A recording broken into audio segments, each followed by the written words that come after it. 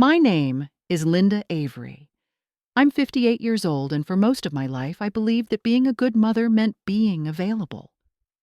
Always. Rain or shine, sick or tired, I showed up. 2 kids, 1 paycheck, and more sacrifices than I can count. But somehow I thought love would make it all worth it. That belief cracked one Tuesday morning when I received a text message from my daughter, Clara. It was short, almost too casual for what it said. "Hey, Mom, Andrew and I talked. He doesn't really want you at the wedding. It'll be streamed online anyway. You can watch through livestream, okay?" No punctuation, no warmth. Just a digital shove cloaked in politeness. For a second, I thought it was a joke. Maybe something got lost in translation, maybe autocorrect had mangled her meaning. But the longer I stared, the colder the words felt. I read it 3 times. Then a 4th. My thumb hovered over the keyboard, but nothing came out. What do you even reply to that? Sure? Okay? Why? Instead, I did what I've always done when something breaks inside me. I stayed calm. I poured my coffee, stirred it twice, and told myself not to overreact. But the truth? Something deep beneath the surface had already shifted. It wasn't just about a wedding. It was about every time I'd swallowed my feelings for the sake of peace. Every time I told myself my kids' happiness was enough reason to ignore the ache of being unseen. I typed 4 words. Sure. Have a lovely day. Then I put my phone face down and sat there in silence, the kind that hums louder than any noise. Clara's wedding was supposed to be the proudest day of my life. I'd already wired $25,000 for the venue deposit, helped choose the floral arrangements, and even offered to cover her dress alterations. We'd talked about walking down the aisle together, how she wanted me to do a small reading during the ceremony. I'd imagined it all, the laughter, the tears, the photographs I'd frame in my hallway. And yet, here I was, being asked to watch it through a screen, like a stranger, like someone who didn't belong. I thought of her fiancé, Andrew, polite but distant, always speaking to me as if I were an acquaintance. I'd noticed the subtle tension between us, the way he'd correct Clara in front of me, the way his mother's name kept surfacing in every decision. Andrew's mom thinks this. Andrew's mom wants that. I brushed it off as wedding stress. But maybe I shouldn't have. That morning, as I dressed for work, I kept replaying the message in my head. Each repetition made it sound colder, crueler. My reflection in the mirror looked older than I remembered, not from age, but from exhaustion, the kind that comes from giving endlessly and being thanked with silence. By the time I grabbed my keys, I had already made up my mind. If my daughter didn't want me there, maybe it was time to stop begging for space in her life. The drive to work that morning felt different, not because of the traffic or the weather, but because something inside me had gone still. I didn't cry. I didn't even feel angry. It was like I'd reached the end of a long road and realized there was no more pavement left to walk on, just silence and the echo of my own footsteps. I work as an administrative assistant at a local insurance firm in Portland. 20 years of the same desk, the same stack of policy files, the same small talk about the rain. My coworkers like to say, I am dependable. Reliable Linda, they call me. The kind of person who keeps the coffee pot full and remembers everyone's birthdays. I guess that's true. It's easy to be reliable when people only need you for convenience. When I walked in that morning, my colleague Marianne glanced up from her computer. "Rough morning?" she asked. I smiled the way you do when you don't want anyone to ask more questions. "Just didn't sleep well," I said. But my mind was far from spreadsheets and claims forms. It kept circling that text, each word a bruise I couldn't stop pressing. "My son-in-law doesn't want you there."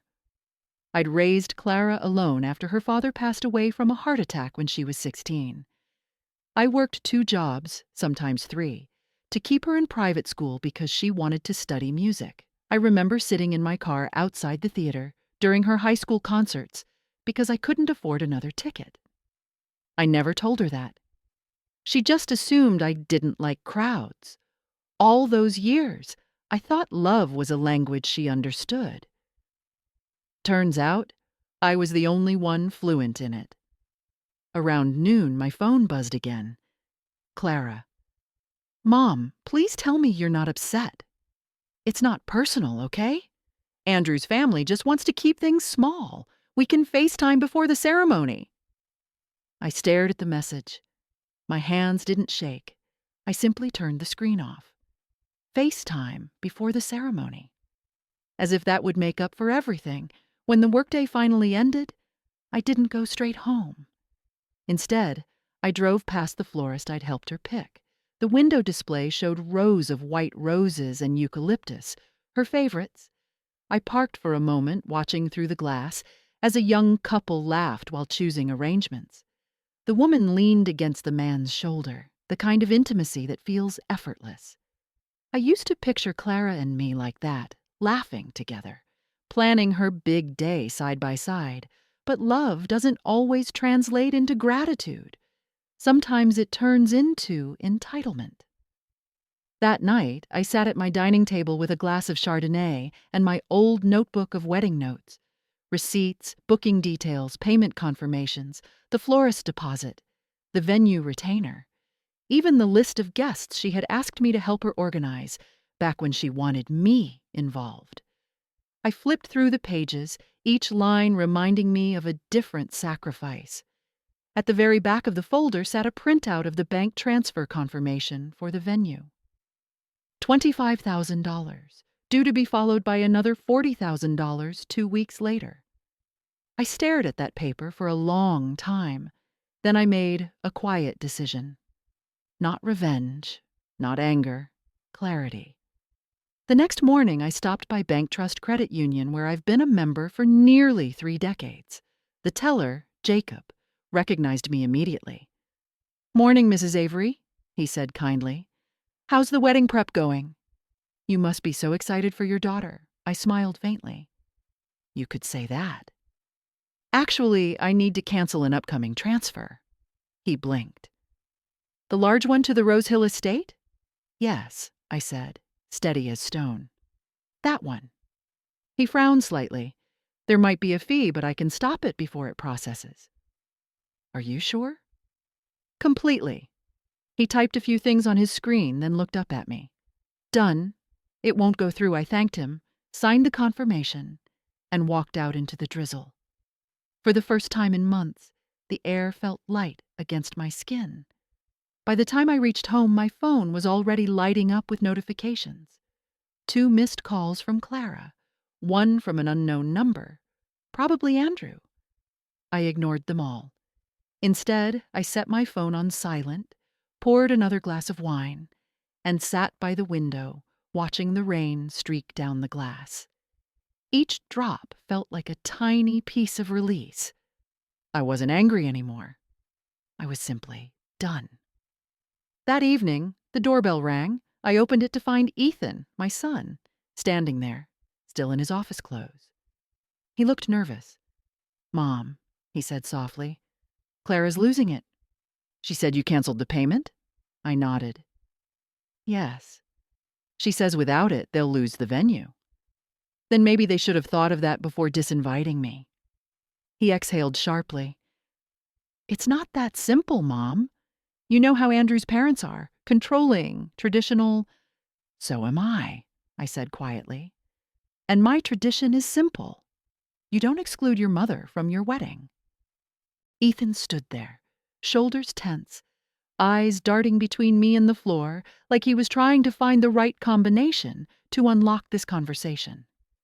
"She's devastated, Mom," he said finally. "She's saying you're trying to ruin her wedding." I gave a small, humorless laugh.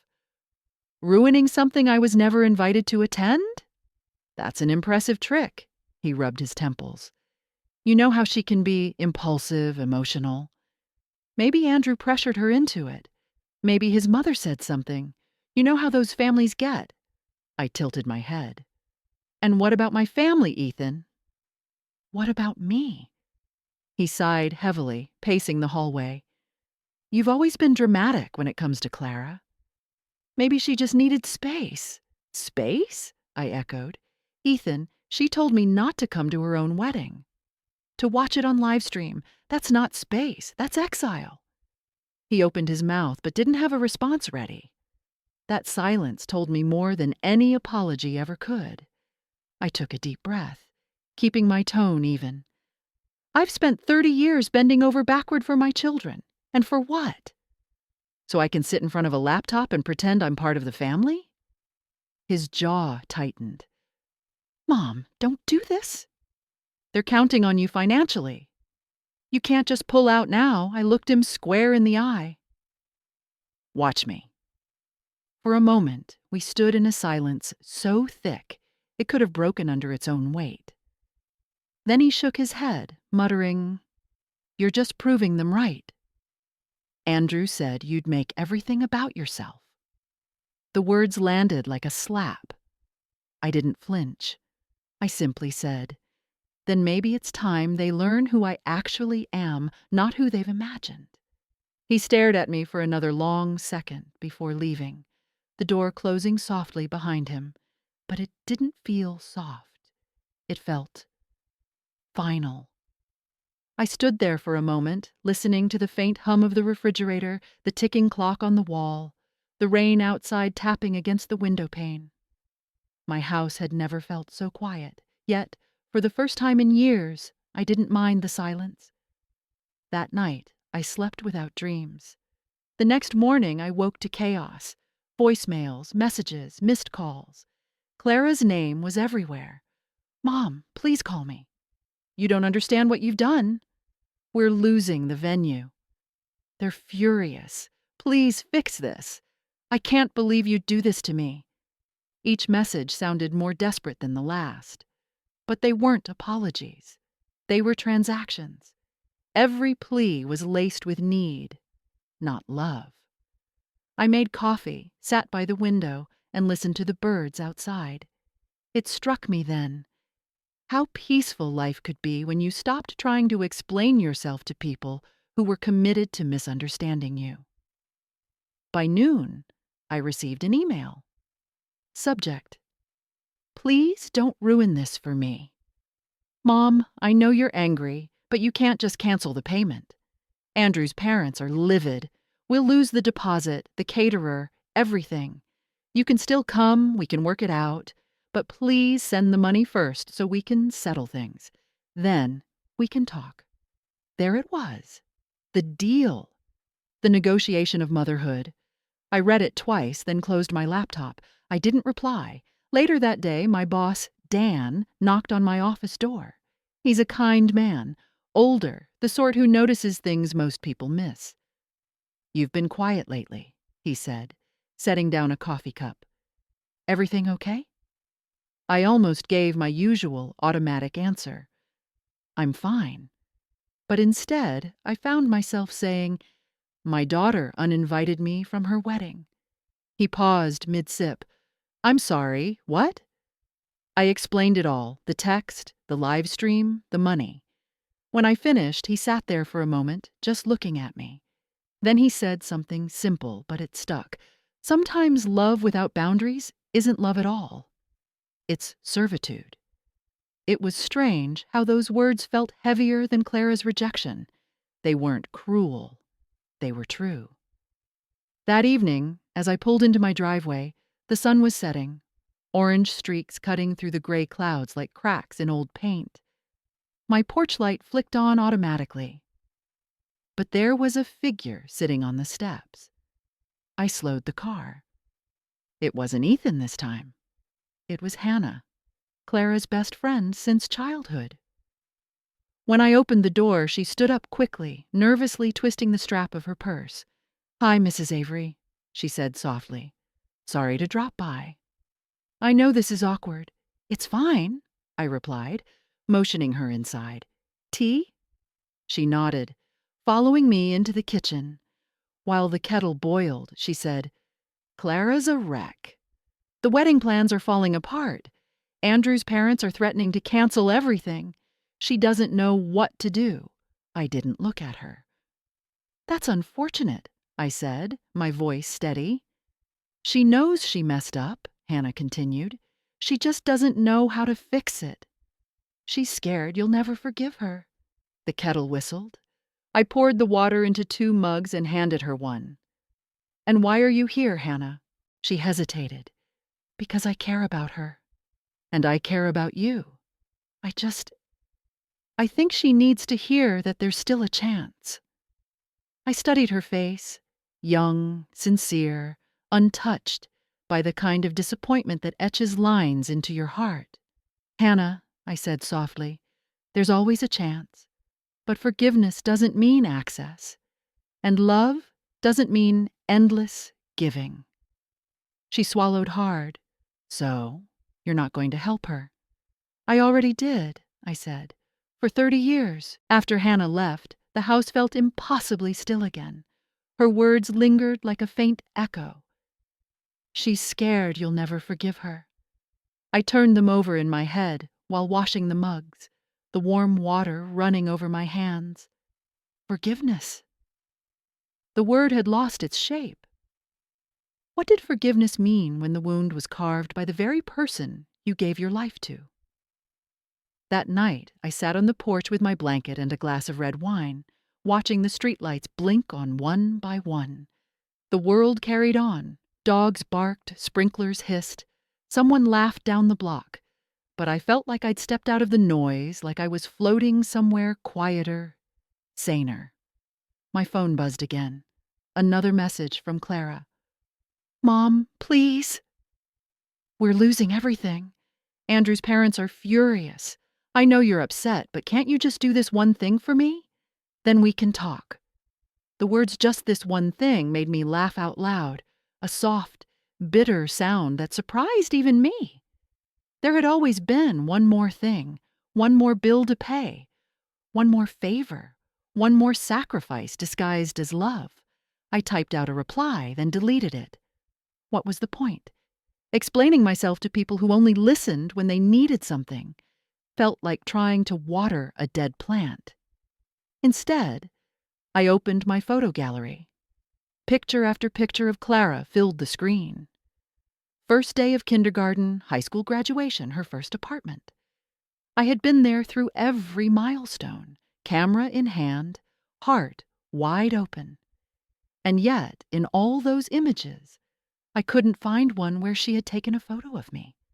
Somewhere between those memories, I realized I'd spent so much of my life recording hers that I had forgotten to live mine. I put the phone away and looked at the sky. "Enough," I whispered. Not to her, not even to the universe, but to myself. The next morning, I woke to dozens of new messages. This time, the tone had changed. "Mom, I'm sorry. I shouldn't have said what I did. Andrew's parents were pushing me. Please, can we talk? I'll drive up this weekend. I love you, Mom. I just want to fix this." They should have felt healing. Instead, they felt hollow, like someone offering flowers to a grave they helped dig. At work, Dan noticed my quiet smile. "You look lighter," he said. "I am," I replied simply. When I got home that evening, the light through the curtains painted the room gold. My phone buzzed again, but this time I didn't reach for it. I let it ring, echoing softly through the house until it stopped. Because peace, I realized, isn't found in other people's apologies. It's found in the moment you stop needing them. 2 days later, I came home from work to find a small white envelope on my doorstep. My name was written in Clara's looping handwriting, the same handwriting that once filled my kitchen fridge with crayon notes and Mother's Day cards. I hesitated before picking it up. The paper felt light, almost fragile, as if it might crumble under the weight of everything it represented. Inside was a letter, real ink, real tears smudging the corners. "Mom, I don't know where to start. I've replayed everything in my head 100 times. I was wrong. Andrew's parents pushed me and I let them. I wanted peace so badly that I traded you for their approval. I see that now, and I hate myself for it. I know I don't deserve forgiveness, but please don't hate me. The wedding isn't happening anymore, not the way I planned. Maybe that's karma. I just miss you. I miss my mom. I read it twice. My chest ached, but not in the way it used to. There was no storm this time, no shaking hands or burning anger. Just a quiet ache, the kind that feels like closing a door you know will never open the same way again. I folded the letter carefully and placed it in the drawer beside my bed. I didn't text her back. Not because I wanted to punish her, but because I finally understood that not every message needs a reply. Sometimes silence is the answer. That evening, I cooked for one, poured a single glass of wine, put on the record player I hadn't touched in years. The soft hum of jazz filled the room as I sat by the window watching the world go by. And for the first time, I didn't feel alone. I felt free. My life had always orbited around others, my husband, my children, their happiness, their comfort. But orbiting something that doesn't see you only leads to darkness. I was done circling. Later that week, Ethan called. His voice was gentler this time. "Mom, Clara told me everything. She's hurting. She really misses you." "I know," I said softly. "She asked me to tell you she's sorry." "I believe her," I replied. He paused. "So, will you talk to her?" "Maybe," I said, "but not yet. Some lessons take time to settle." He didn't argue. "You sound different," he said finally. "I am." After we hung up, I stepped outside. The night air was cool, the sky clear for once. I looked up and smiled. Healing, I realized, doesn't always arrive with fanfare or forgiveness. Sometimes it slips in quietly, through the space you finally leave for yourself. A week passed. No calls, no letters, no more desperate messages. Just quiet. And for once, it didn't feel like absence. It felt like balance. I started filling my evenings differently. I joined a pottery class at the community center. My hands, so used to typing and cleaning and writing checks, began shaping clay instead. There was something grounding about it, creating something imperfect, and letting it be enough. One evening after class, I stopped by a cafe I'd never noticed before. Small, cozy, with shelves full of mismatched mugs. As I sipped my coffee, I overheard two women my age talking about their grown kids. One complaining about her daughter never calling, the other about her son only visiting when he needed money. Their laughter was weary, but real. It made me smile. I wasn't alone in this. Maybe no mother ever truly is. Later that night, I found myself scrolling through my photos again. But this time, instead of focusing on Clara, I noticed the small things in the background. My garden, my cat, the ocean from our old family trip. Pieces of my life I'd overlooked while recording someone else's. That was when I decided something quietly radical. I booked a solo trip. Just a week, nothing fancy. A cabin near the coast, with tall pines and the steady hush of the sea. The last time I traveled anywhere alone was before Clara was born. I didn't tell anyone. I didn't need to. When I arrived, the air smelled of salt and rain. The ocean stretched endlessly before me, wild, indifferent, and free. I stood there for a long time, breathing it in. For the first time, I wasn't someone's mother or someone's provider or someone's afterthought. I was just Linda.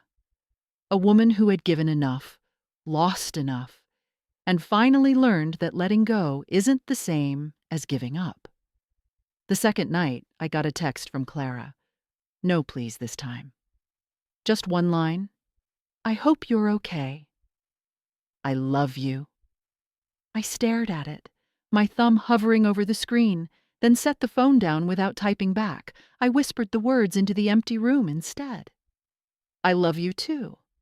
The waves outside answered with their steady rhythm, pulling away, returning, never breaking. Maybe one day we'd find our way back to each other. Maybe not. But I finally understood that either way, I'd be okay. Because peace doesn't come from being included.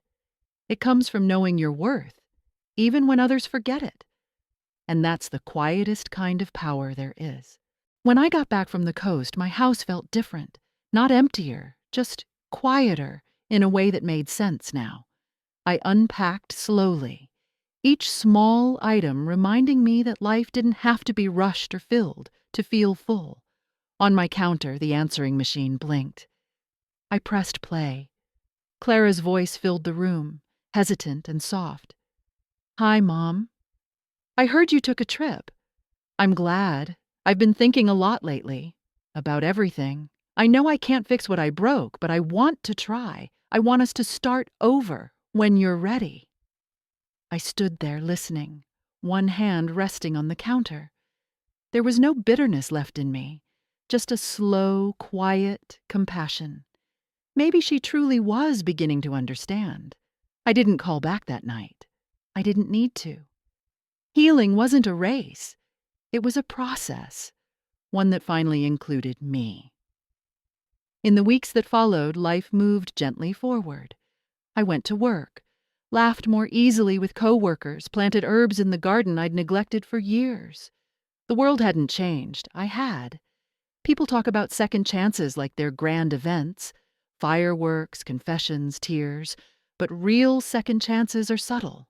They're the moments you choose peace over pain, boundaries over begging, silence over shouting. They're the mornings you wake up and realize you're no longer waiting for someone to make things right, because you already have. On a Saturday afternoon, I found one of Clara's childhood drawings tucked inside an old cookbook, crayon lines, messy letters. Mom is my hero. For a long moment, I just stared at it, not with sadness, but with gratitude. Because even if she'd forgotten that version of me, I never would again. That evening, I sat by the window as the sun sank low over the neighborhood. I thought about everything that had happened, the text, the silence, the hurt, the release. And I smiled. The story wasn't perfect, but it was mine. And if you're watching this, maybe there's someone you've given too much of yourself to, someone who only calls when they need, who forgets the weight you've carried for them. Maybe it's time to do what I did, to choose yourself without guilt. Because love without respect isn't love. It's obligation dressed as devotion. And you deserve more than that. If this story spoke to you, take a moment to reflect, or share it with someone who might need to hear it. Don't forget to like, subscribe, and leave a comment below. Tell me, when was the moment you finally decided to stop burning yourself just to keep others warm? Thank you for watching. And remember, peace doesn't arrive when others change. It arrives when you do.